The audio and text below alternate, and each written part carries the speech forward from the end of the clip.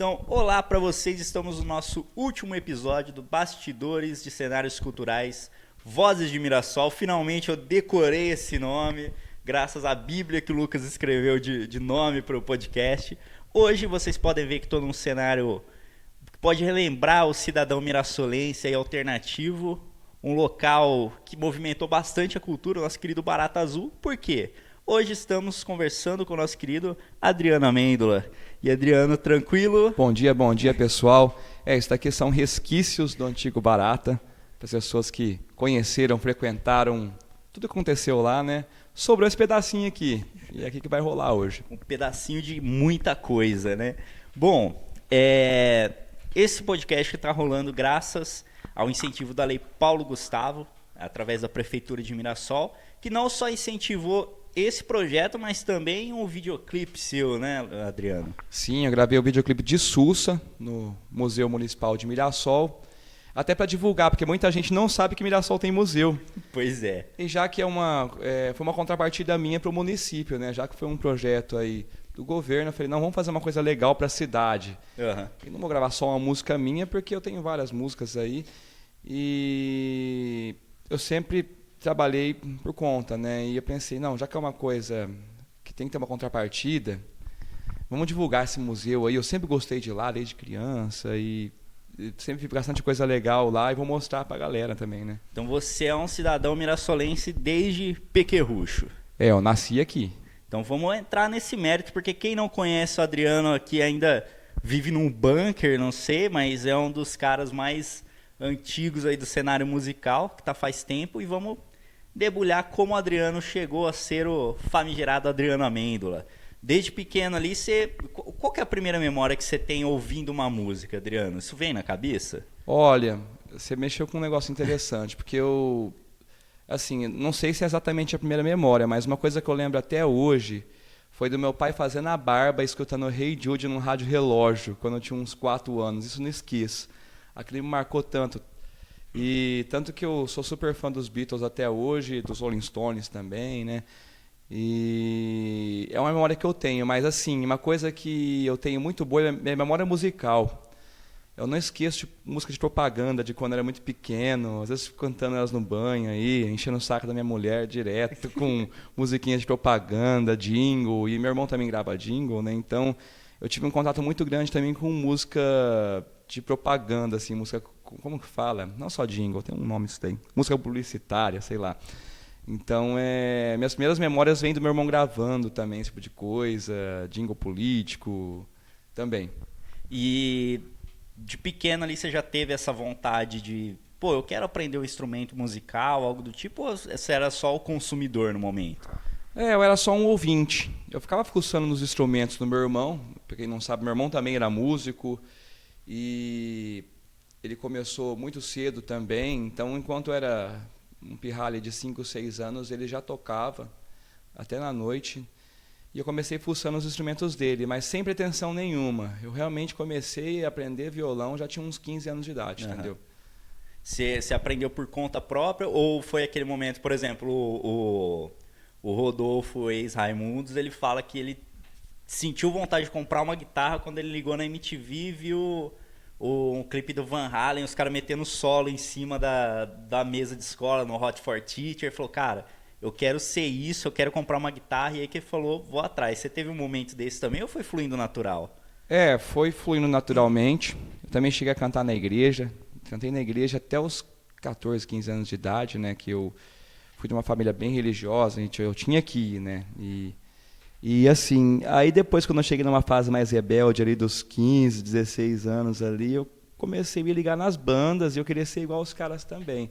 Minha primeira banda assim que realmente me chamou a atenção foi o Capital Inicial. Eu queria imitar o Dinho na época. Até cantava meio, ela dormiu, sabe daquele jeito? E aí galera, no calor dos meus braços, né? Aí depois eu comecei imitando ele e foi fluindo, até que no final já estava vivendo disso também, não foi uma coisa que eu planejei, sabe? Então você não veio essa ideia de eu vou viver como músico, você só queria ser igual o cara ali, despretensiosamente.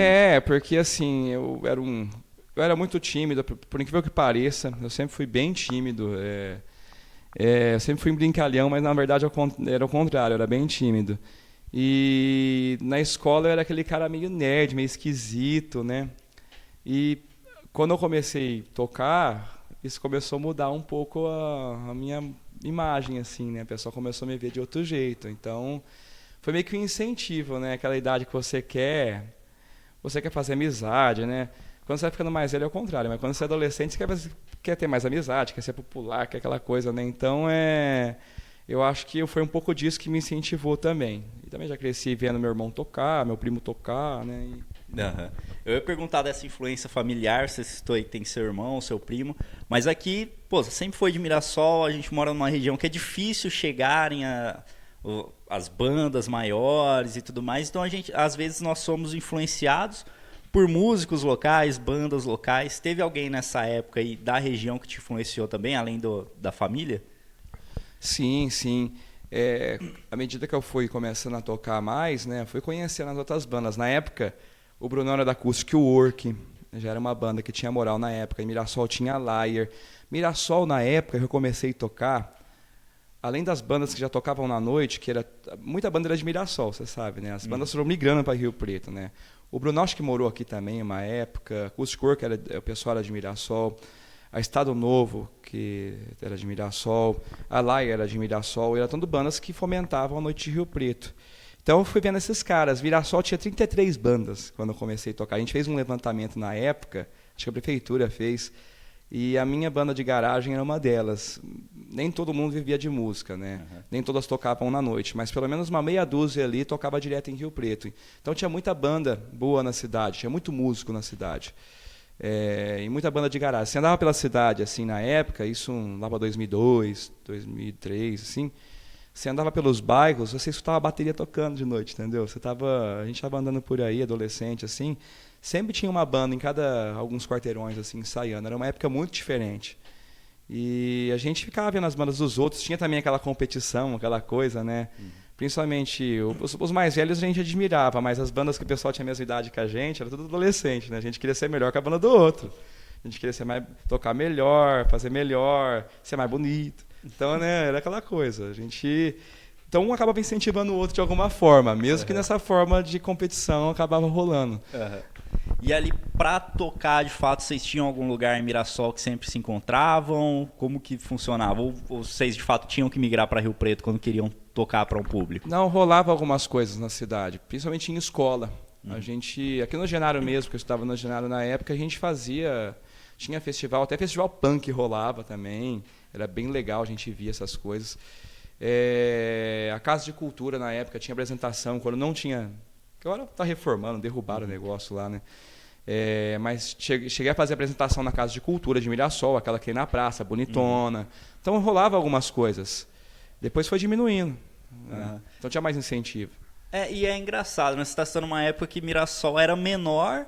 Tinha mais vida cultural. E tinha mais vida cultural. Hoje é uma cidade tão grande que diminuiu total. E a gente ainda tem muito músico por aqui. Tem, né? Mas Rio Preto foi engolindo a cidade. Né? Mirassol tem esse problema hoje em dia. A gente, com a conurbação, né? Conurbação, quando uma cidade engloba a outra aí, a gente, ao invés de aproveitar isso a nosso favor, igual eu vejo outras cidades por aí, né, que tem o mesmo caso, a gente foi migrando tudo para Rio Preto. Só dorme aqui e faz tudo lá. Eu tenho que ir para Rio Preto, às vezes, 2 vezes num dia, cara.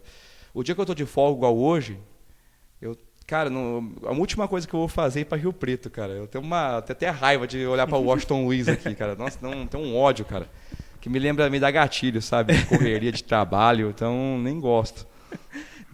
Voltando ali um pouquinho para essa fase da adolescência, já chegando para a vida adulta ali, qual que foi esse momento que você falou, não, agora oficialmente eu quero ser músico, quero viver da música? Olha, teve fases, né?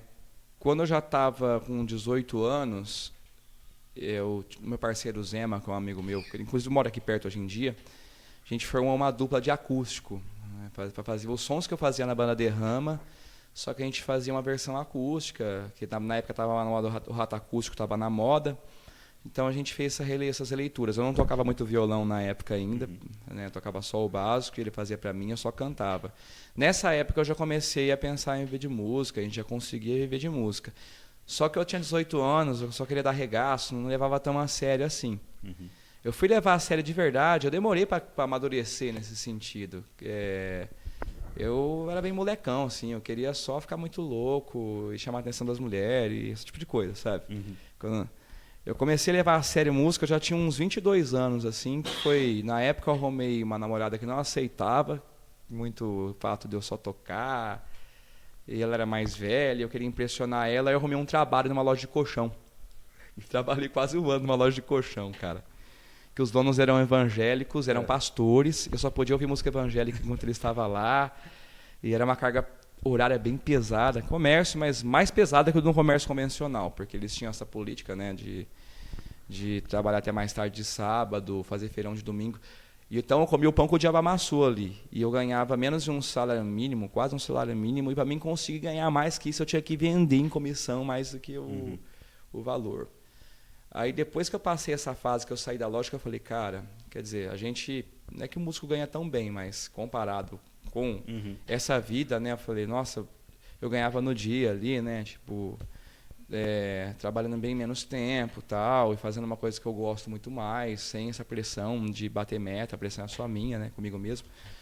Aí eu falei, não, acho que eu vou começar a dar valor para isso. Aí daí eu comecei realmente a pensar mais como um empreendedor dentro do meu setor, né? Não só como, sei lá, só como um artista muito louco que quer ser rockstar, entendeu? Aquela coisa de jovem sonhador, né? Você é o dinheiro preto, você não. E é claro também que você falou levar mais a sério e tal, para você ser um bom músico, você tem que ter uma boa instrução e tal. Você chegou a estudar música na época, violão, voz? Então, aí eu comecei a estudar mais a parte de canto. Eu tenho mais formação de canto do que de música em si. Hoje em dia eu sei um pouco de campo harmônico, uma parte mais teórica, né, que meu irmão acabou me ensinando. Mas, assim, eu não me considero um instrumentista, assim... Eu faço o suficiente para eu conseguir cantar e executar a música legal, as músicas que eu faço, mas eu não sou o instrumentista. Eu me garanto como cantor. Eu me considero mais cantor do que instrumentista. Eu estudei mais canto, eu sei registro vocal, esse tipo de coisa, estudei bem mais isso daí, entendeu? Você estudou aqui por Mirassol mesmo? Ou... Sim. Porque eu estava até citando com a gente entrevistou aí nos primeiros episódios o André da Bad Faith, o José Guilherme, o Bode, né? E eles falaram que eles sentiam uma dificuldade de achar uma galera que ensinasse aqui por Mirassol. Você sentiu essa dificuldade também ou você encontrou logo de primeira? Porque meu irmão tem escola de música e minha cunhada é professora de canto. Aí eu aprendi o beabá com ela. Depois eu me aprofundei mais com a Ariadne, lá de Rio Preto, que é uma cantora, uma exímia cantora, ela faz cruzeiros, esse tipo de coisa, né? E aí eu aprofundei mais com ela, que é uma baita de uma especialista, né? E já é outro nível ali, né, de canto. Não, maravilha. Aí você foi atrás, se especializou, estudou para falar, não, ok, agora eu estou pronto para viver disso. A tua família já está na área, né, da artística, então foi mais fácil para eles falar, não, você quer ser músico, então vai que vai, ou ainda teve esse... Não, por incrível que pareça, teve uma resistência. Isso que meu irmão já vivendo de música, ele casou, fez a casa dele tudo com música, né, fez o estúdio dele tudo com música. E quando eu estava nessa idade aí, eu ainda ouvia do meu pai, do pessoal, mas é porque, não pela questão de ser música, é porque eu mesmo não levava muito a sério, eu acho. Eu não vou ficar assim, dando uma de que eu era o bonzão, não. Eu era bem relaxado mesmo, era preguiçoso mesmo, mas por isso que eu ouvia coisa dele. Eu comecei a levar a sério, ele ficou quieto. Meu pai, ele ficava preocupado, né? Falava, você vai ver disso mesmo, você vai ficar desse jeito aí mesmo, né? Só na vadiagem aí, né? Na hora que ele viu que eu estava dando retorno, que eu realmente estava me virando, estava pagando minhas contas, ele falou, não, aí beleza. Aí a conversa parou ali, né? Tava conversando também com a Érica, a Gabi e tudo mais, a respeito dessa questão, a partir do momento que a gente quer viver da nossa arte, do que a gente produz. Você demorou para ter essa confiança para falar, agora eu tô pronto para viver disso? Porque às vezes a gente é inseguro com a arte que nós mesmos produzimos. Você também... sempre foi confiante nisso ou... Não, confiança eu sempre tive. Eu nunca... o que a água bateu na bunda mesmo, sabe? Aí eu senti a pressão da coisa, eu falei, não, agora realmente viver de música é melhor, vou começar a investir nisso daí, né? Então a gente precisa de uma terapia de choque na vida às vezes, sabe? Aham. Que eu tive uma vida muito boa quando eu estava na cidade, aí 18, 19, 20 anos. Eu vivia muito bem, cara. Eu tinha uma vida muito fácil. Então acho que como precisou acontecer isso, de eu realmente ter um emprego, ter uma vida de um CLT de verdade para entender o que era. Entendeu? Aham. Você lembra qual que foi o teu... É óbvio que você lembra, né? Mas qual que foi esse teu primeiro show com cachê ali? Você falou, ok, agora eu tô vivendo como músico. Não, primeiro tem a diferença. Primeiro Aham. show com cachê vendo com música, que foi depois dessa época eu realmente comecei a ter uma agenda recorrente e pagar minhas contas para valer, né? Mas assim, meu primeiro cachê foi uma história engraçada. Eu toquei aqui no Vale do Sol, quando era um bairro novo ainda. Que eu tocava nos escafaca quando eu comecei, né? A gente tocava nas beiradas de cidade, com aquelas caixas facão, aquela coisa bem, né? Bem precária mesmo. E a gente ganhou acho que uns 30, 40 conto cada integrante. Era uma banda que eu tinha na época, a primeira banda que eu tive, chamava DK47, que tava na moda esses nomes, né? CPM 22. Tinha um monte de banda com esses nomes de número, né? Blink-182 e tal. Era bem a coisa da época. E a banda chamava DK47. Aí a gente foi fazer um show nessa quebrada, hein? E a gente foi receber um cachê de R$ 40 cada um. E quem ia pagar era um integrante da banda. Eram 7 integrantes cada 7 integrantes para não dar um som do que eu faço em 3 hoje em dia. É um regaço, né? E passou 2, 3, 4 dias, nada desse cachê vir. Aí o cara apareceu no ensaio com uma chuteira nova, da Topper. Aí a gente descobriu que ele tinha comprado a chuteira com o nosso cachê, que era uma mais cara da época. Comprou chuteira, roupa, umas coisas. Olha, que merda, cara. Tipo, nunca vi esse cachê. Então não foi o primeiro cachê que eu não recebi. A primeira data com a grana, você já viu os BO que o músico passa. Que passa, entendeu? No meu primeiro cachê eu não ganhei. Acontece, é igual o André falou que o primeiro show dele ele não foi. Foi outro cara no lugar dele que ele ficou nervoso. Então, é isso aí. Tem dessas.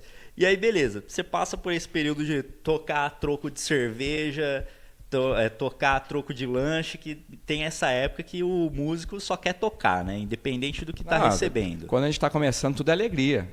Eu não tava vivendo disso, adolescente e tal, então eu tocava só pelo prazer de tocar, de estar ali junto com o pessoal fazendo som, né? Aquela coisa. Aí passa o tempo, você tem essa visão agora de não, isso daqui é a minha profissão, eu vou precisar disso para sobreviver e lidar com o contratante. Quais foram as principais dificuldades que você sentiu ali na hora de impor, beleza, eu sou músico, meu valor é esse daqui, eu não toco por permuta, paraná. Assim, se você tem um valor muito baixo, você não consegue dar um upgrade na tua carreira. Você fica preso. Você não consegue comprar um equipamento melhor, você não consegue comprar roupa melhor, você não consegue... Hoje em dia, essa parte da imagem, das câmeras, celular, tudo isso conta, né? Você tem uma imagem melhor também, tem um fotógrafo com uma foto bem feita. Eu já te chamei para fazer, sim. Né? Imagem de show. Essas coisas contam. Então, quando você tem um cachê muito baixo, você não consegue... Hoje em dia o material conta muito, é um material legal, tem equipamento legal, você não consegue subir. Então esse é um dos motivos também. Além de, à medida que você vai ficando mais velho, tendo uma agenda mais extensa, você vai ficando mais cansado também. Você tem que contar o teu cansaço, a tua voz tem um limite. E a maior dificuldade de aumentar o cachê não é com os clientes novos, que já vão te ver com um material melhor, é que os antigos estão acostumados a pagar menos, cara. A conversa, você consegue conversar com o cara, fazer ele entender. Tem uns caras que, habituado a pagar pouco, ele não vai querer pagar mais, entendeu? Ele acostumou com aquele cachê, né? Então assim, você tem que ser muito bom nessa parte de política, de negociar, né? Isso dá mais trabalho, dá mais dor de cabeça pra gente do que tirar a música e tocar. É essa parte de lidar com o cliente nesse sentido, sabe? De conseguir mostrar o teu valor ali, conseguir explicar, eu acho mais difícil, é o que dá mais dor de cabeça pra gente. E tem uma frase, nossa, agora eu acho que é do Thiago Kisser, se não me engano, que ele fala que de 2000 até hoje em dia tudo aumentou, né? O valor das bebidas nos bares aumentou o valor da comida, o valor de entrada, mas o cachê do músico a galera não aumenta. Muito pouco, só Malemar corrige a inflação. E teve também eu posso colocar um outro período, 2020 para frente, que da pandemia para frente, então, cara, pelo amor de Deus, as coisas mudaram. A inflação que a gente passou, cara, só 2022 ali, foi um negócio absurdo. E o cachê, assim, de alguns lugares, em Rio Preto, principalmente ali, que eu parei de fazer, não faço mais esses lugares, continua o mesmo de 2019, tem lugar que continua o mesmo, cara. Eu falo, gente, como que pode, cara? E aí você vai ver que tá o pessoal que tá tocando lá, não vou desmerecer, às vezes não tem a mesma oportunidade que eu tenho de ter esse tanto de cliente que eu tenho, tá menos tempo no mercado, eu entendo, o cara vai ter que abraçar o que ele tem ali. Então não vou julgar, mas aí eu caí fora, entendeu? Hoje em dia eu posso me dar essa opção de cair fora. A gente trabalha para isso, para chegar nesse ponto, né? Mas no sua visão, Adriano, aí, entrando um pouquinho nesse mérito, você acha que por que tem essa estagnização do valor recebido? É a galera que não tem tanta união aqui no interior para falar, não, vamos melhorar a nossa situação como músico, vamos correr atrás, a partir de hoje a gente toca por isso e tal? Olha, eu tenho uma outra visão, porque já ocorreram várias tentativas do pessoal, vamos juntar a galera e fazer um movimento e tal.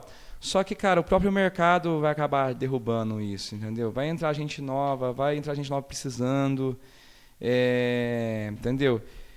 Na verdade, é mais o contratante tem que ver o que ele quer.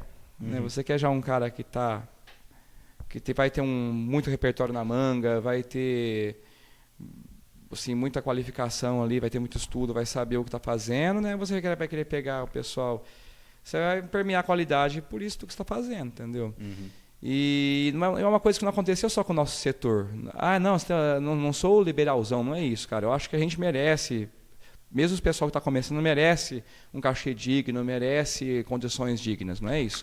Só que isso aconteceu com vários setores, tudo está meio uberizado, tudo que é prestação de serviço deu uma uberizada da pandemia para cá. Está meio difícil brigar contra isso, e a tendência é isso piorar, viu?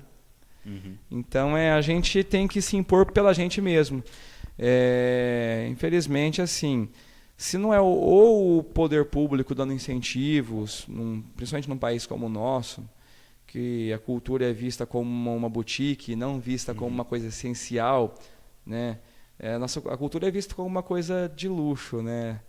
Só que ninguém quer pagar por esse luxo. É visto como uma coisa assim, o cara que mexe com cultura não precisa viver. Ele é o cara que é o filhinho, é o filho de não sei quem ali, que eles devem pensar meio assim, eu acredito, sabe?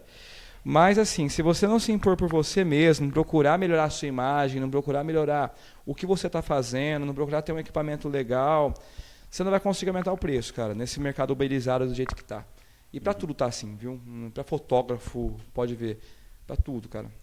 E a gente já entrou até nesse mérito com alguns outros convidados aí, de que em alguns setores a gente pode visualizar e mostrar de uma maneira tátil esse custo que a gente tem. Por exemplo, no audiovisual dá para a pessoa ter uma noção, uma câmera custa X, um cartão de memória custa X, mas na música tem o custo, cara, mas é aquela coisa que você não consegue...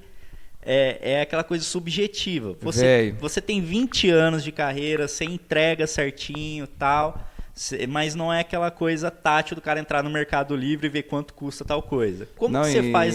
Você consegue mostrar para a pessoa esse valor que você tem? Cara, eu tô quase falando por cima de você, cara, que você pegou num ponto sensível agora.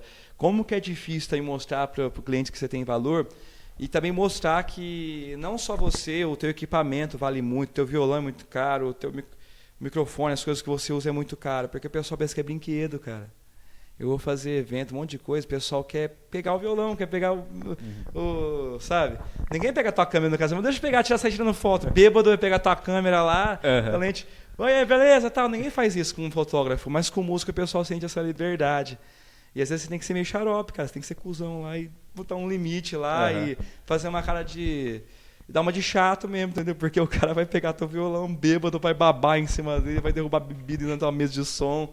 E acontece isso. O pessoal não tem noção. Eles acham que isso daqui custa, sei lá, tudo custa uns 100 conto no Shopee, você compra fácil. Não é, cara. É tudo muito caro, gente.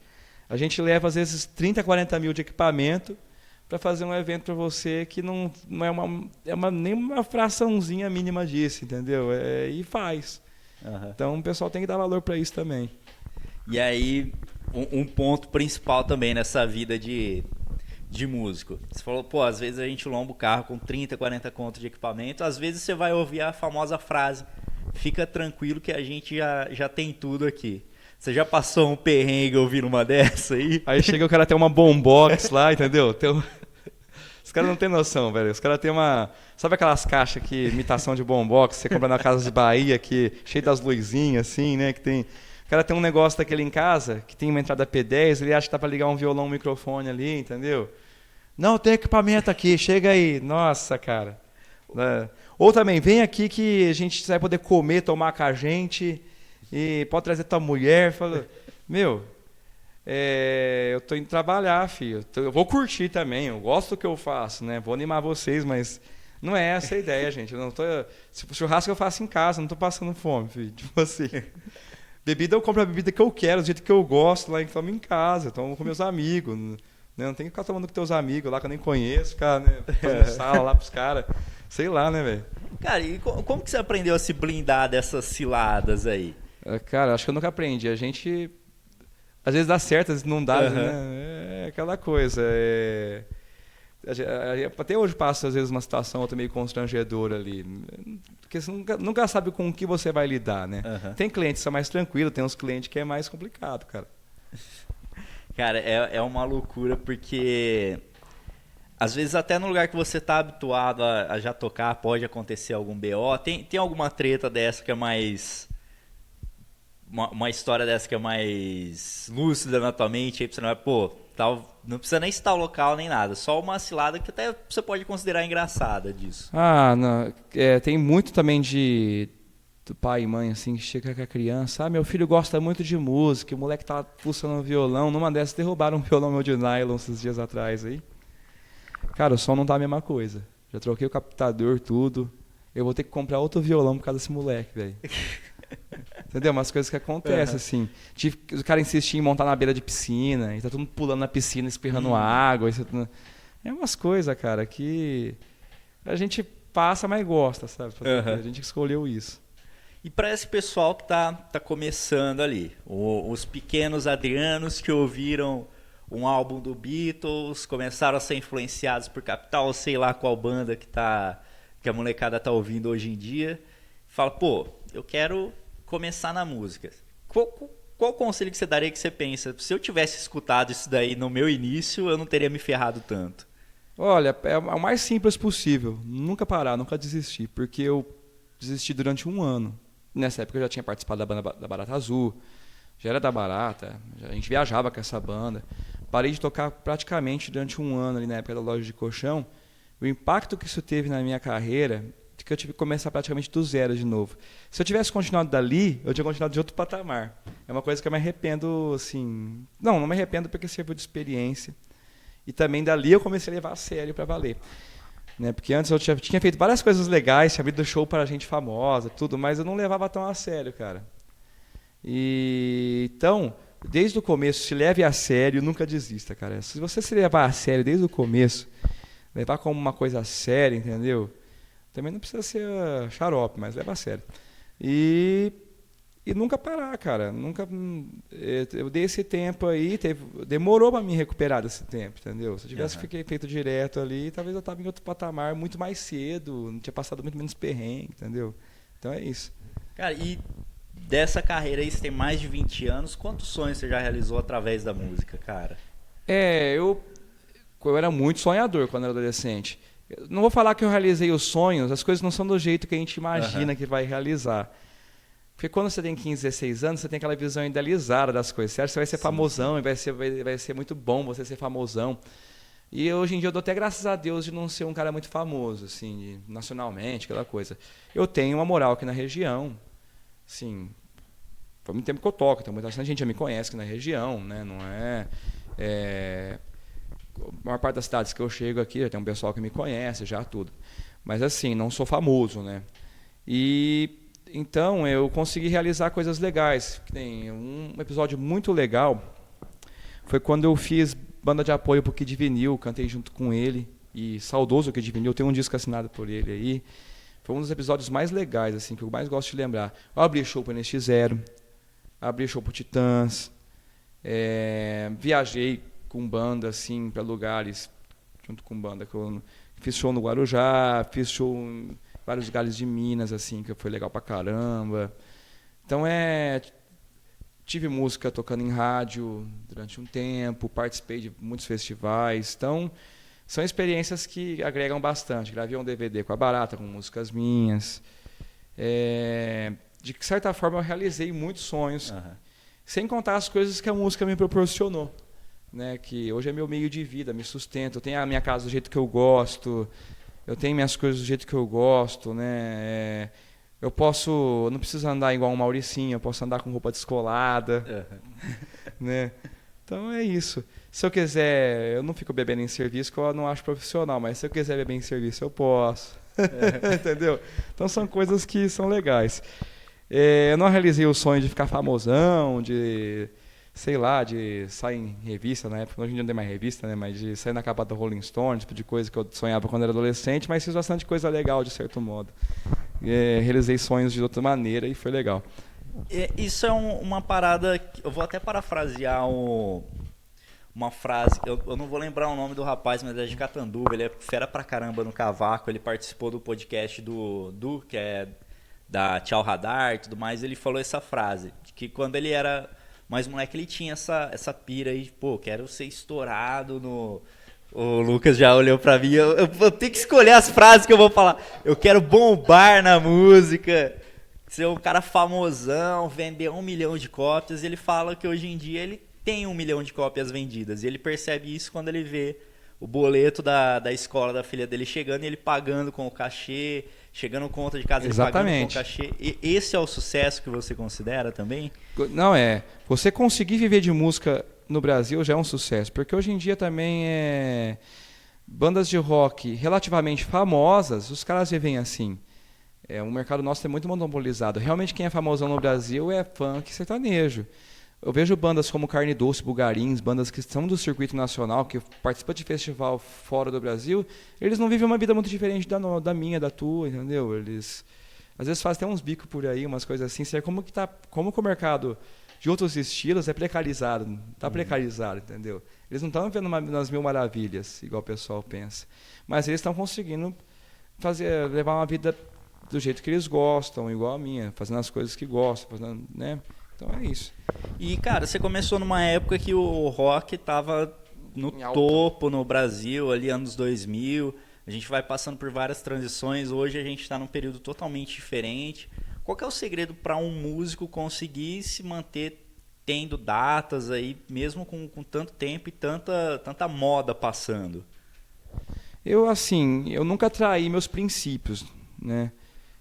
Hoje em dia, quando eu faço evento particular, eu até toco alguma outra sertaneja ali dos anos 90 que eu me identifico um pouco mais, que até na época era mais baseado em country, né? Não era tão esses piseiros, essas coisas, né?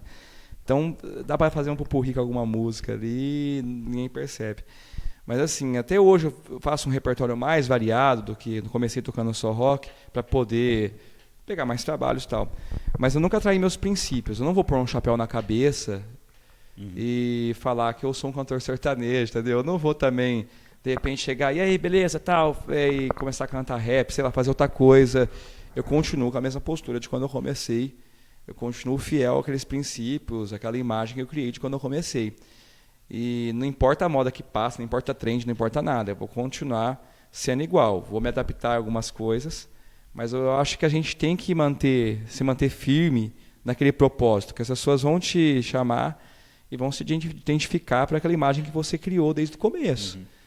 Muita banda acabou, muita artista se queimou com isso, né? Eu vou me adequar à modinha do momento ali, e o cara entrou de cabeça naquilo e, né? Perde o pessoal não gosta disso. A essência, né? Então eu continuo sendo o Adriano Dinossauro ali do começo. Não vou virar agora, sei lá, o Adriano Lagartixa, outra coisa. Então é isso aí. E qual é a principal diferença que você vê do público da época que você começou para esse público da nova geração que está chegando? Você enxerga, por exemplo, um distanciamento a mais do artista com a galera? Porque tem até essa questão hoje em dia é mais fácil você consumir o que você quer, né? Você quer ouvir um álbum dos Beatles, você não vai precisar ir lá na Discolar, procurar, perguntar se tem. E aí você entra no Spotify, você consegue, fica mais fácil. E a galera até não tem mais essa paciência de esperar pra ouvir o que quer. Aquela época que você ligava na Jovem Pan, tinha que esperar a música tocar. Pra gravar na fita. A pessoa quer agora, quer ouvir aquilo agora, se não tá agradando, é fácil você pular. Você enxerga um reflexo disso pra quando você tá no palco? Sim, tanto que eu procuro, como eu tenho essa opção, faço a maior parte dos shows mais sozinho, eu procuro, às vezes, música que é muito comprida, fazer mais pupurri, mais tipo de coisa. É pessoal mais impaciente mesmo, eles não têm muita paciência para introdução, igual antes, né? As músicas que eles consomem já começam no gancho máximo, né? O público mudou. Eu não falo assim, não vou falar assim que o público antigamente era melhor, que o de hoje é pior. Eu só acho que o público mudou porque as coisas sempre mudam. Daqui 10 anos vai ser diferente, daqui 20 anos vai ser diferente. E assim, eu vou adaptando, né, de acordo com a onda do público aí. Mas também não vou perder minha característica inicial. Tem músicas que eu sempre vou manter no repertório, só que eu vou mudar o jeito de entregar isso, entendeu? Antigamente tinha músicas que eu tocava inteira, hoje em dia eu não, já faço...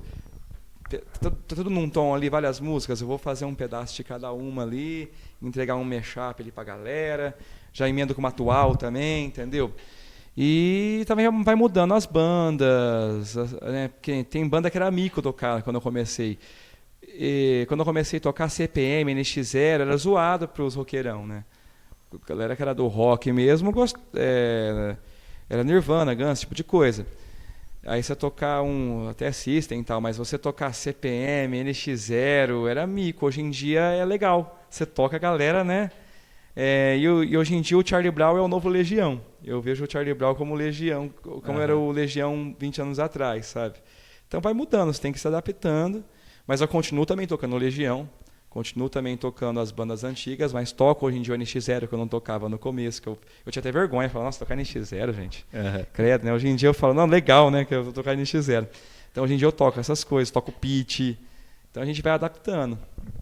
Cara, isso é uma doideira, né? Porque a gente até comentava, eu até comentei com alguns amigos músicos que a nostalgia hoje em dia já é anos 2000, né? Você ia num rolê que via aquele tributo Guns e tudo mais, falava, pô, aqui é anos 80. Nossos anos 80, agora os 2000. Anos 2000. É os 2000, é exatamente isso.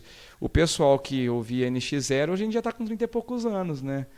E quando começou o NX0 eu já era maior de idade, eu já achava, era música de menininha na época, assim, de 13, 14 anos, né? Geralmente era esse público que eu ouvia, né? E na época a gente achava meio, não vou ouvir isso daí não, né? Vou ouvir... sei lá, vou ouvir Guns N' Roses, vou ouvir Nirvana, vou ouvir Foo Fighters, vou ouvir, né? E hoje em dia eu tenho no meu repertório, acho legal tocar, toco, entendeu? Vai passando o tempo e vai chegar uma hora, o Restart já tá entrando nessa onda aí, né? Logo vai ser o Restart, logo vai ser, sei lá, não tem mais banda depois disso no Brasil, né? Depois que o Chorão morreu, acabou as bandas. Mas logo vai estar tocando Hungria, vai estar tocando... Eu acredito que vai acontecer isso, cara. Você vai ver o pessoal tocando Hungria, tocando esse tipo de coisa. Que vai ser o Victor Clay, esse tipo de coisa. Vai acontecer isso daqui a uns anos. E aí, você já está preparado para colocar isso no teu repertório também. Você se imagina tocando Hungria? Cara, eu não conheço. Isso que é pior que eu não conheço. Eu vou ter que começar a conhecer. Mas, de repente, vai ser o jeito. Isso, né, vai ser o jeito, vou ter que começar a conhecer. Tem que se adaptar para sobreviver. Qual foi a coisa mais aleatória aí que você teve que tocar já para um cliente? Você falou, putz, velho, mas você acabou fazendo. Acho que Claudinho e Bochecha, apesar que nem é tão... É legal, Claudinho e Bochecha é legal. Mas, cara, uma vez eu tive que tocar uma música, nossa, eu lembrei dessa agora, que eu fui fazer lá no Yacht Place. Um cara estava recebendo... a família de intercâmbio dele, que ele tinha ficado um tempo na Alemanha, na Suíça e tal. E ele pediu para mim tirar uma música pop alemã. Eu peguei só o refrão. Nossa, cara, eu fiquei o dia inteiro ouvindo aquele... Nem entendi nada, né? E eu tive que tocar essa porra dessa música em alemão, cara. Fazendo uma musiquinha morfética, assim, cara. Porque a gente tem essa ideia, né? Tem que valorizar a música nacional. A música pop dos europeus, cara, eles têm músicos muito bons no rock e tal, mas, cara, a música comercial deles é muito ruim, cara. É muito ruim, cara. E aquilo era muito ruim, cara. Nossa, Era um negócio... Eu tô tentando lembrar, mas... E não dá pra entender nada. Eu tive que tirar essa porcaria aí, cara. Nossa, deu uma raiva. O teu repertório, você começou mais focado pro nacional. O que você mais consome é música nacional? Não, sim. Na verdade, eu ouço muito mais música internacional. Mas eu acabo tocando mais nacional pelo público também. Mas eu gosto muito... Se fosse tocar gosto pessoal mesmo... eu gosto muito das bandas da invasão britânica, né? Começando com Beatles, Stones, Who, The Kinks, essas bandas, The Animals. Eu adoro esse tipo de som, cara. Também gosto muito do rock californiano da época dos hip, porque eu queria ser hip, né? Quando eu tinha uns 20 anos, principalmente, você não ia me reconhecer, cabeludo, camisa tie-dye, aquela coisa, né? Muito louco. E bem essa vibe Estação da Luz mesmo. Eu gostava disso daí. Eu gosto muito também de soul music dos anos 70, R&B dessa época, e gosto do indie rock também dos anos 2000. O que eu mais gosto de ouvir é esse tipo de coisa, bandas indie e tal, banda com essa pegada aí de R&B, de soul music, é o que eu mais gosto. Você então sempre foi um cara mais alternativo e tal, e aí chegou um ponto que você falou, pô... Se eu sou alternativo, tem mais gente alternativa, vou tentar fazer um rolê alternativo pra galera. E aí surgiu o nosso querido Barata Azul aqui em O Mirassol. Barata foi essa resistência, porque assim, eu toco música mais comercial, até porque eu preciso viver. Mas eu gosto mesmo de umas bandas que ninguém conhece. Né? No dia a dia assim, eu ouço muita banda que ninguém conhece, ou nicho mais específico. E sempre gostei de consumir cultura bem alternativa também. Eu sou aquele tipo de cara que vai sentar... Eu vejo filme do Goldar, vejo filme do Moldover, eu não vejo filme da Marvel, entendeu? Desculpa aí, eu não gosto, cara. Eu gosto de ver essas coisas bem... Eu sou aquele cara que vê aquele filme em preto e branco e acha legal, entendeu? Eu sou bem chato nesse sentido. Não fico falando muito dessas coisas, senão o nego vai me achar blasé, vai me achar chata, mas eu gosto desse tipo de coisa, sabe? E eu criei o Barata muito por causa disso, porque a gente está no interior do interior, né? Que tem interior Campinas, Jundiaí, aqueles lados, e tem interior do interior que é de São Carlos para cima, que é onde a gente está aqui, que já é a porta do Mato Grosso, né? Que essas coisas não chegam aqui.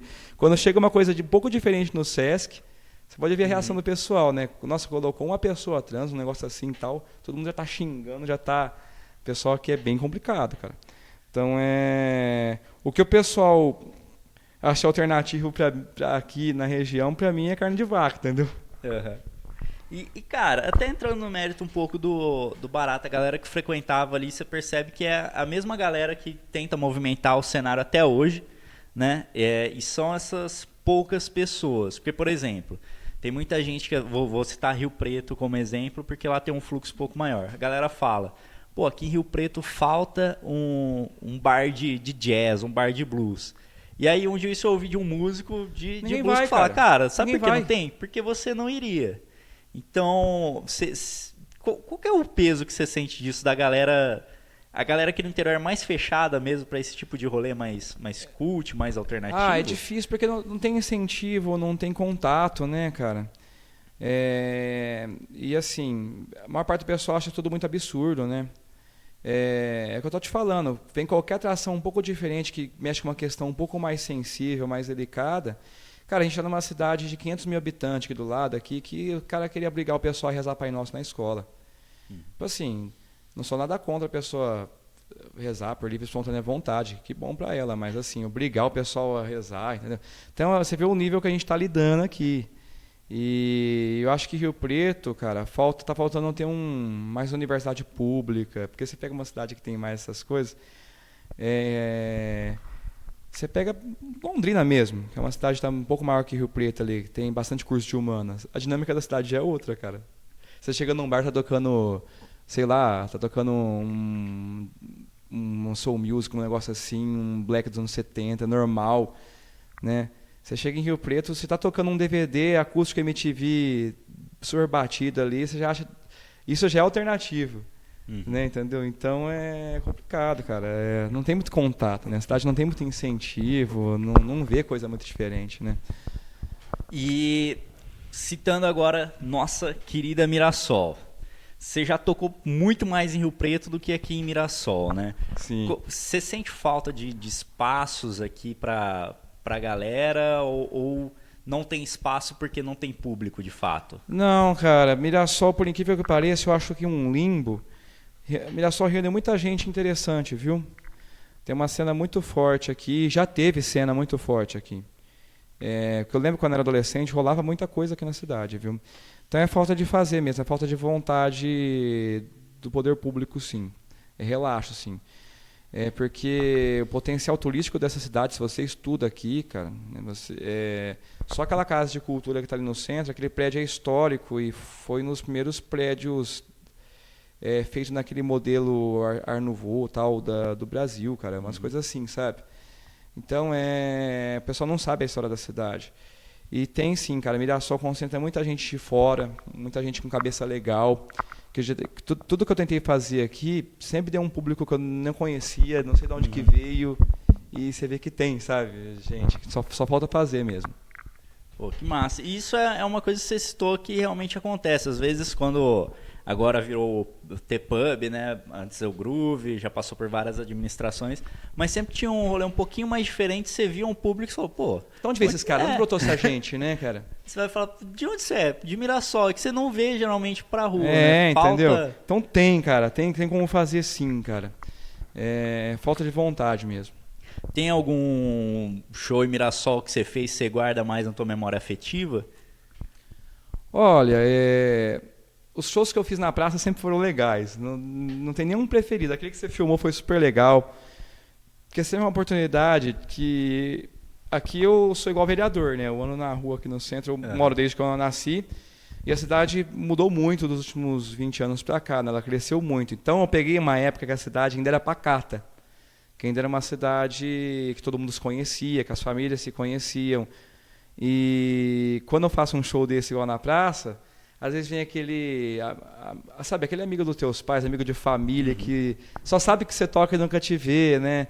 Aquele cara, o padeiro, o leiteiro, sei lá, o dono do estabelecimento ali, que tradicional da cidade. Então o cara te vê ali, aí e depois que você começa a andar na rua, ele fala, eu te vi lá, foi super legal, tal. Então essa é uma oportunidade muito boa de estar essas pessoas me assistindo, porque esse não é o público normal dos shows, né, que eu faço, né? É uma galera que não sai mais de casa, que não está mais na noite, né? Então eu acho sempre legal quando eu faço shows aqui na praça da cidade. Me dá eu sempre me sinto adolescente de novo, sabe? Me sinto começando de novo, tendo contato com os meus ali, né? É legal. Cara, e você agora tá em palcos, tá tocando em barzinho, tudo quanto é canto, pessoal te vendo, e você toca para públicos variados, né? Acho que não tem uma faixa etária. Não, hoje em dia meu público costuma ser mais entre os 35, 50 anos, essa faixa aí, sabe? Mas assim, acaba variando. Eu já fiz desde aniversário de 18 anos, no último ano agora, até aniversário de 95. Em festa, entendeu? Que eu faço, em evento que eu faço. E a gente tem que ter um jogo de cintura para conseguir agradar os dois, cada né? geração. Mas entrando nesse mérito aí das idades, você também toca para molecada mais nova, e aí entra naquela parada, você, Adriano, pequeno lá, vendo a galera tocar nos bares, sendo influenciado. Hoje em dia, queira ou não, você também acaba influenciando essa nova geração. Qual que é essa sensação de você ver uma molecada te assistindo ali, curtindo aqueles sons que você curtia quando era mais jovem, você tá trazendo para eles? Cara, é uma coisa estranha, porque às vezes eu esqueço que eu tô com a idade que eu tô, entendeu? Eu às vezes não acredito, então às vezes eu me sinto igual eles. Na minha cabeça, às vezes eu tenho uns 22, 23 anos ainda. Só que eu acho super legal, principalmente quando vem aquele pessoal mais novo que está aprendendo a tocar. Esses são os mais legais, cara. Porque você vê assim que eles gostam de falar com a gente, gostam de... E você vê a empolgação nos olhos deles, assim, aquela coisa pura ainda, de não estar calejado, de estar vivendo disso, de ter passado muito perrengue, de ter ouvido muita conversa, de ter engolido muito sapo. É tão bom quando você olha assim, você vê a empolgação, assim, sabe? Aquela empolgação que eu já tive e que eu tento preservar até hoje, que às vezes é difícil, cara. Às vezes tem dia que você você olha para a situação assim, por mais que você está consolidado, eu não vou mais atrás de agenda, por exemplo. Eu sou um cara que hoje em dia a agenda já vem até mim. Isso é uma coisa que eu considero aquele sucesso daquela pergunta que você fez. Hoje em dia eu estou já escolhendo os lugares que eu vou fazer, do jeito que eu vou fazer. E é uma coisa que eu conquistei mais recentemente. E eu vejo isso como sucesso também. Mas é legal, cara, ver assim, principalmente a molecada que está aprendendo a tocar, que está aprendendo a cantar, que quer seguir assim. E quando eu encontro eles nos shows, eles vêm falar comigo. Você vê a empolgação, você vê o brilho mesmo nos olhos deles assim, aquela pureza assim de não ter passado por tudo o que eu passei ainda, né? Mas vai passar. Tem que passar, né, gente? E para essa molecada aí que vai passar por isso, qual o motivacional que você deixa? Cara, tem coisa que... O que você puder resolver, você resolve. O que você não puder, você ignora, cara. Tem coisa que você vai ter que ignorar. Tem gente que você vai ter vontade de xingar, que vai olhar pra você... Que sempre é aquele olhar de um subalterno, sabe? Aquela coisa assim, olha, o cara, coitado, tá tocando. Assim, não consigo fazer coisa melhor, não consigo virar um advogado, um engenheiro, sei lá, e fica vivendo de um médico, né? Fica vivendo de música e olha, coitado, né? Tem sempre um pessoal que vai falar com você desse jeito, meio, sabe? E não adianta, cara. Na cabeça deles, você realmente está vivendo de música porque você não teve coisa melhor para fazer da vida, sabe? Tem gente que vai te tratar assim mesmo, muita gente, viu? Inclusive gente que tá na merda e acha que, sabe? Então você ignora, cara, ignora e segue em frente. Tem uma galera aí que tem regras e exceções, né? Então tem essas exceções que a gente vê às vezes no interior, que tem um músico meio chato, que é aquele cara que não conversa muito com todo mundo, que é mais na dele e tal. Mas você é o cara acessível. Se chegar essa molecada da nova geração querendo tirar dúvida com você... Não, cara, o que eu puder fazer pra ajudar, velho, ixi, eu não... Uma coisa que eu não tenho nesse sentido é essa vaidade, sabe? Eu já, quando eu era mais novo, era mais competitivo. E eu era ruim. Não que hoje eu sou bom, tá, gente? Ixi, eu sou muito limitado, principalmente em instrumento. Na voz ainda eu até me garanto aí, né? Mas assim, instrumentista, cara, eu sou bem militado. Eu vejo, por exemplo, alguns instrumentistas que eu admiro muito. Por exemplo, no Rio Preto, pega o João Fábio. Até a Mariana Carvalho mesmo, que é na parte de violão, cara. O Vitor, do sax, nossa, eu adoro ele, cara, assim, uns caras que eu vejo tocando assim, eu falo, porra, mano, eu não sei nada de instrumentação, não, cara, eu sou, deixa com os caras aí, né, mas assim, o que ela tá falando de ajudar, né, o pessoal, isso. Agora, o que puder fazer para ajudar outros músicos, cara, nossa, isso daí, pra mim, eu tenho prazer de ajudar, cara, sempre quando eu fazia os eventos, que nem eu fiz várias edições de Guitar Rock aqui, que fui o primeiro idealizador do evento aqui em Mirassol, os festivais, tudo que eu fazia, assim, que eu tentava inserir músico, eu sempre fiz de tudo para poder destacar mesmo, poder divulgar o pessoal, poder eles saírem com material legal, porque se eu estou num show de um amigo meu, cara, a primeira coisa que eu vou fazer é pegar isso daqui, filmar e, sabe, e tentar sair com o máximo de material possível, mandar foto pro cara, porque eu passei muito tempo, muito perrengue, assim, muito tempo sem ter um material que presta, E quando eu comecei, eu era realmente muito ruim, eu era um menino meio competitivo, meio snob, assim, tal, maturo, né? Então, eu realmente sofri muito bullying nesse meio também, né? E eu comecei tocando com o pessoal mais velho, né? Então, hoje em dia eu faço o contrário. Eu quero sempre estar ajudando, sempre estar incentivando, muito por isso também. Você é daquela visão, então, se todo mundo ao redor tá forte na cena, você vai se fortalecer junto. Claro, cara. Se um artista de uma cidade faz sucesso nacionalmente, ele puxa todo mundo da cidade. De alguma forma, todo mundo vai subir de patamar junto. Por exemplo, ver o que eu não sou fã muito de sertanejo universitário, mas ver, por exemplo, como que a cena de sertanejo de Rio Preto ficou mais forte por causa do Zé Neto. Uhum. Se tivesse uma banda igual o Zé Neto em Rio Preto, cara, todo mundo... Vamos supor, se o Brunão lá começasse a fazer sucesso nacionalmente, igual o Dino Fonseca aí tá fazendo agora, cara, consequentemente, todas as bandas de Rio Preto, aqui de Mirassol, do entorno aqui, ia subir para outro patamar. Um artista puxa o outro mesmo. Uhum. E você é um dos, não diria poucos, tem bastante, né? Mas é um dos artistas que mete a cara fazendo o seu autoral ali. Não se conforma só fazendo o cover e tal. Quando foi que você sentiu essa necessidade de, eu preciso produzir o meu para eu soltar o Adriano, o pensamento do Adriano? Cara, na verdade eu sempre fui compositor. Desde os 7 anos de idade eu tinha as minhas fitinhas, aqueles radiogravador, eu comprava aquelas fitas no boteco e ficava gravando eu tocando teclado e cantando, fazendo paródia, na verdade, de propaganda. Eu já fazia paródia, eu gostava muito de Cacete e Planeta, essas coisas, né? E eu ficava fazendo paródia de tudo, cara, de zoeira. Chamava TV Bosta, meu programa. E aí, nisso eu já estava compondo. Eu também comecei a ajudar meu irmão, desde criança, a fazer jingle de político. E quando eu cheguei nos 15, 16 anos, consequentemente, eu comecei a fazer músicas. Eu comecei minhas paixonetes de adolescente, para as menininhas, para impressionar, tal, né, aquela coisa, né? Algumas me rendeu alguma coisa, outras eu fui, né? Outras só tomei um fora mesmo e ficou por aquilo mesmo, né? O bombadão da escola acabou pegando e não deu certo para mim, mas tudo bem. Mas assim, então desde daí eu já comecei a compor.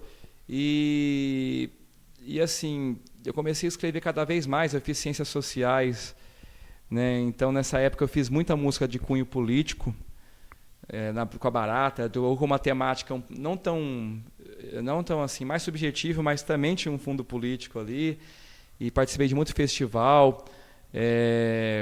Eu nunca deixei de mexer com o som autoral. Hoje em dia eu faço mais cover, mas é uma chama que eu não quero deixar nunca morrer. Quem sabe futuramente eu volto a ficar tão ativo quanto na época da Barata. Porque você tá sozinho é mais chato, cara. Eu queria, às vezes, tá com a Barata, tá com a banda e tal. Mas a banda é muita questão de química e tal. É complicado, cara. E essa parada da composição em você é daquele cara que pensa, pô, eu preciso compor, vou pensar e tal, ou é algo que você só compõe quando flui naturalmente, surge esse feeling de... Tem que fluir natural, cara. Música que você... É por isso que algumas bandas, quando elas estão no auge do sucesso, eles fazem 2, 3 álbuns bons, depois fica aquela pressão comercial de fazer mais disco, e os caras fazem porque tem que fazer, e ninguém não consegue mais fazer da mesma maneira. Então eu vejo dessa forma. Hoje em dia eu componho muito pouco, até pela correria e tal. Só que quando eu consigo compor uma música é espontâneo e eu sinto que aquilo é natural. Eu não gosto de nada que não soe, entendeu, natural. Então eu prefiro ficar, mesmo que eu compor uma música depois de um ano inteiro, mas a música tem que ser legal, tem que ser natural. Então eu não me forço a fazer nada, não. E essa última música que saiu, que você tá mais trabalhando com ela, é a Sussa, que você até gravou o clipe lá. Como que ela surgiu pra você? Ela surgiu Já tinha alguns fragmentos, mas ela surgiu principalmente depois da pandemia.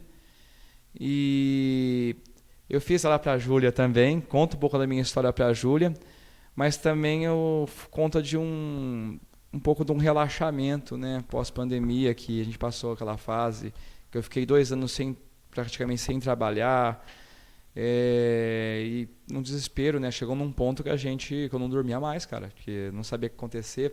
Será que a gente vai ficar para sempre nisso? Entendeu? Então foi meio que um ponto de alívio essa música aí, sabe? Eu tava me sentindo mesmo aliviado. Eu falei, nossa, voltou a minha vida, tava me sentindo sussa mesmo, entendeu? Tava realmente me conectando comigo mesmo, porque chegou num ponto da pandemia que eu não tava me reconhecendo mais, cara. A gente que é música, a gente não consegue ficar sem tocar.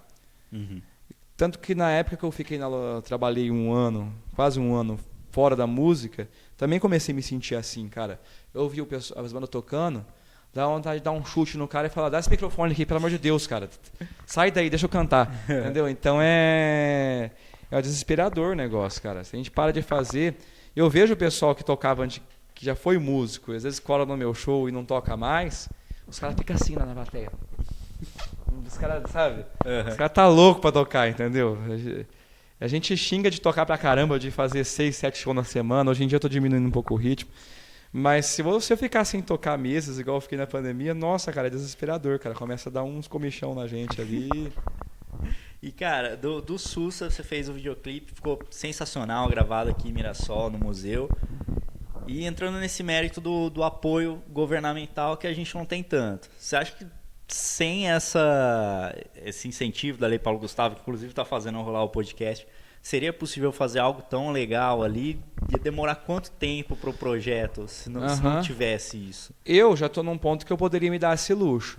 Né? Tanto por isso que eu fiz questão de fazer uma coisa ali no museu e tal, para divulgar uma coisa da cidade.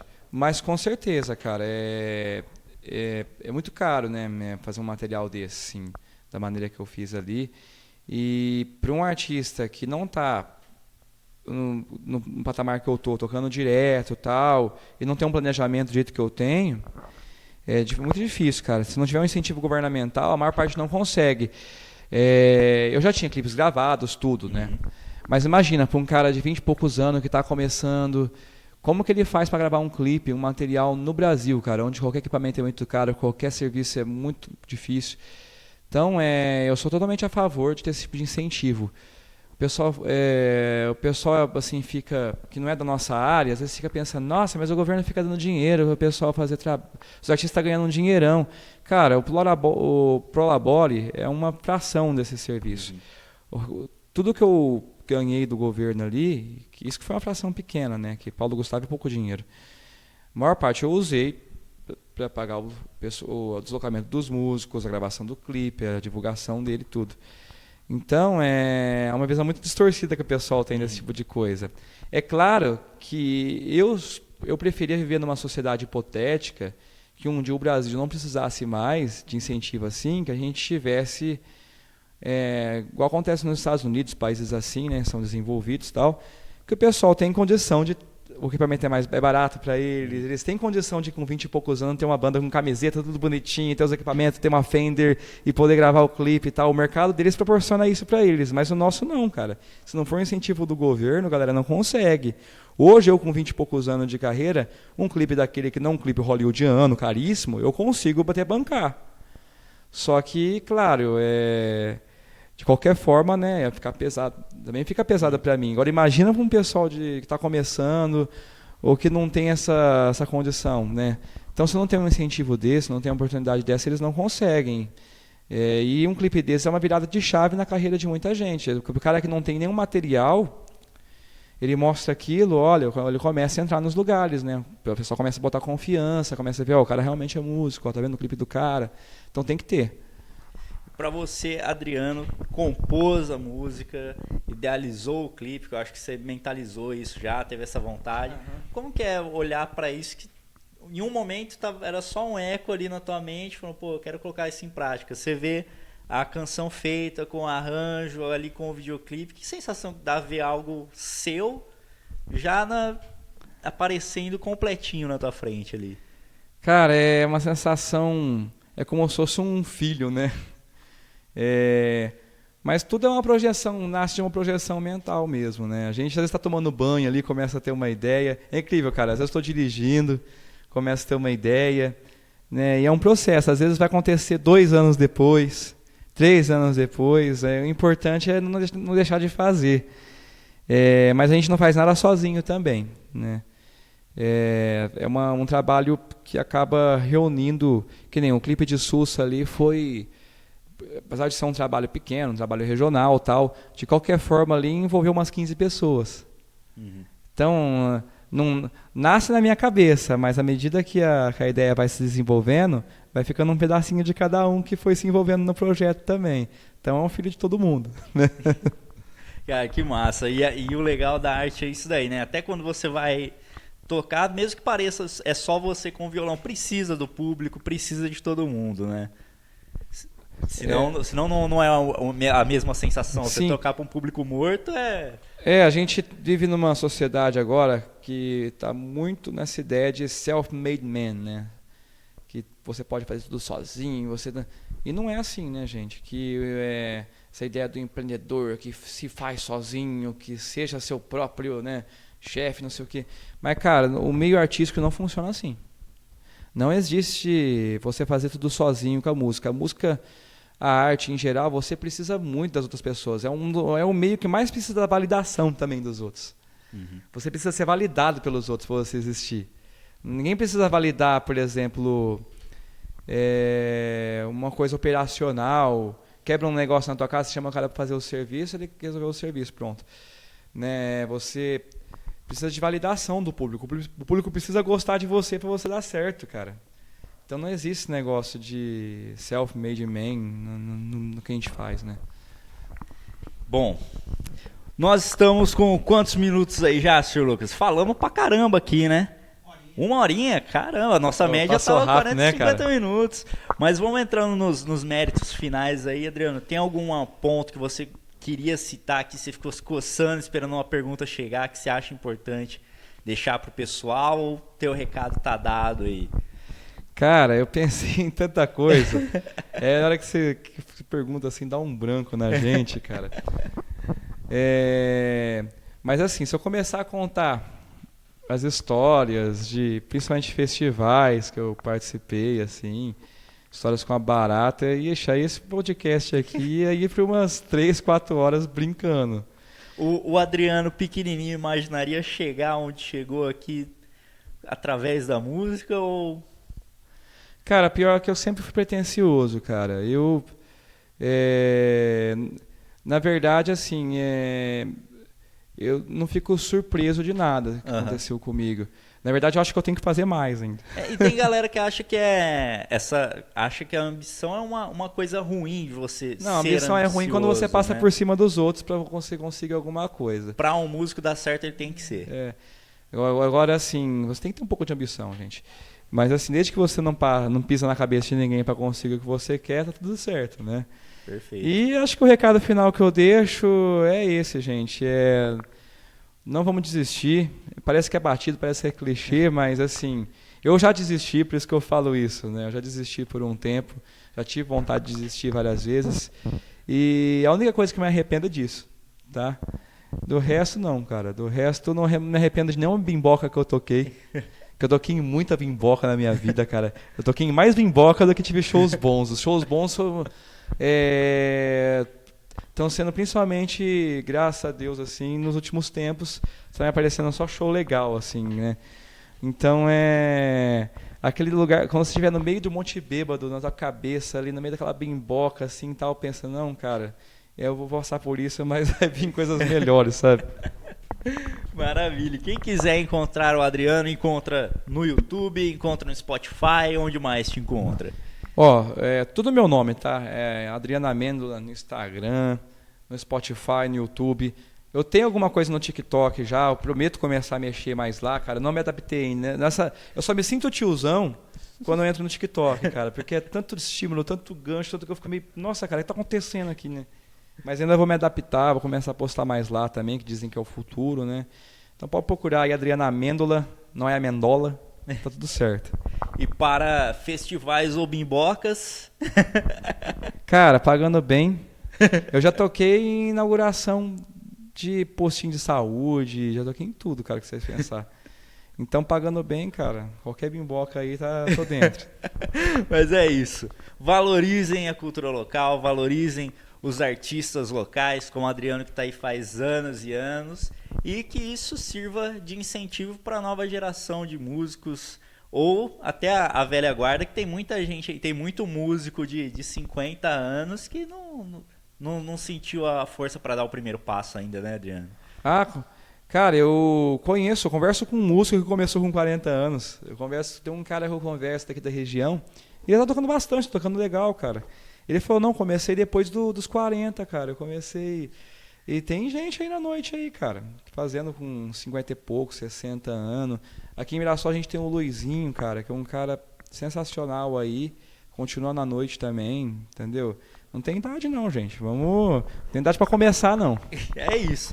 Então, mais uma vez, obrigado aí aos incentivos da Lei Paulo Gustavo, que fizeram o nosso podcast acontecer, que fizeram o clipe também do Adriano estar na ativa. Quem quiser, procura lá Adriano Amêndola Sussa no YouTube, vai encontrar esse clipe maravilhoso, né? Tá muito legal, vale a pena. Assiste lá, gente. Assiste 10 vezes pra dar bastante view pra mim, viu? É isso aí. Não só assiste, mas deixa o like também, se inscreve no canal dele, que o que tiver aí de novo surgindo vai estar presente. Já tem projetos novos em mente aí? Sim, cara. Eu quero, ainda não esse ano, mas eu quero gravar mais músicas autorais, tem mais coisa para sair, pensando em feat já. Mas logo, logo começo a mexer o doce. Esse ano eu vou me dedicar a gravar bastante vídeo de cover, porque eu realmente não tenho... Eu cheguei num ponto que eu me dediquei muito no passado a gravar clipe de música autoral, esse tipo de coisa. Eu percebi que eu não tinha um vídeo de cover que prestava, sem ser de celular, cara. E os clientes pedem e tal, então eu vou gastar um pouco com isso, fazer uns vídeos de estúdio bonitinho aí. Mas depois eu quero voltar a gravar vídeo autoral, música autoral, bastante aí, viu? Bom, é isso. Quem quiser ficar por dentro dos covers ou dos autorais do Adriano, siga ali nas redes sociais. Um abraço para vocês. Adriano tem uma mensagem final aí, só um tchauzinho pra galera. Vamos para a nossa câmera principal ali, operada pelo Lucas Oliveira. Dá um salve na galera aí, ó, que às vezes apareceu o Cucuruca aqui. É verdade, apareceu. Ó, na verdade, o cara mais famoso dessa live aqui é o nosso contra-regra aqui, viu? Esse Cucuruca aí. Apareceu minha calvície. Essa calvície aí é mais famosa que nós juntos, viu? Mas vamos lá, Adriano, seu tchau para a câmera principal. E aí, pessoal de Mirassol, agradeço muito aqui o Gabriel por estar dando essa voz, que é o nome do nosso podcast aqui, porque Mirassol merece. Tem muito artista bom nessa cidade, vamos pesquisar. Eu não sou o único não, tá? Tô aparecendo um pouquinho mais agora, mas tem muita gente boa aqui em Mirassol, vamos valorizar, beleza? É isso, valorize a cultura local e falou!